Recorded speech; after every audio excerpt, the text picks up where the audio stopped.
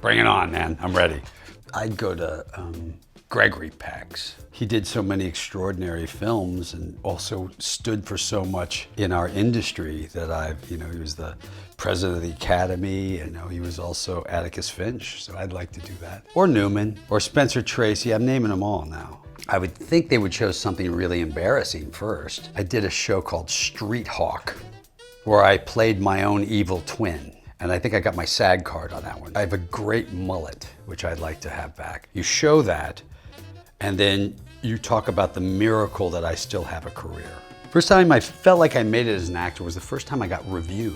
And I'd done a play, a little equity waiver play, but it was a big hit. We went to Steppenwolf in Chicago later, called Vicious, about Sid Vicious. And was the first time I was reviewed, and it was a good review. The time that was the most exciting was when ER came out, because we didn't know whether anybody'd like it. NBC didn't want to air it. Heads of NBC, Warren Littlefield and Don Ohlmeyer, thought the pilot was bad.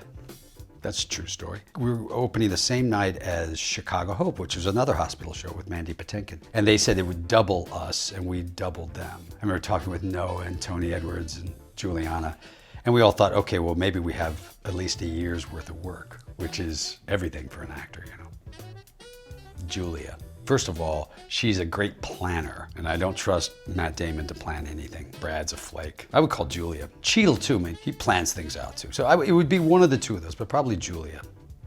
Well, a lot of it was from Soderbergh, because we had been partners at that point.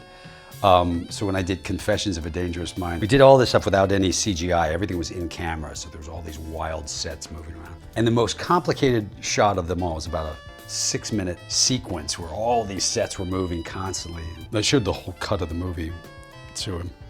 And he goes, great, you're gonna cut that scene. And I was like, you're smoking crack. And he goes, that's a good shot. You're gonna cut it because it doesn't further the story. And for about 3 months, I was like, you're out of your mind.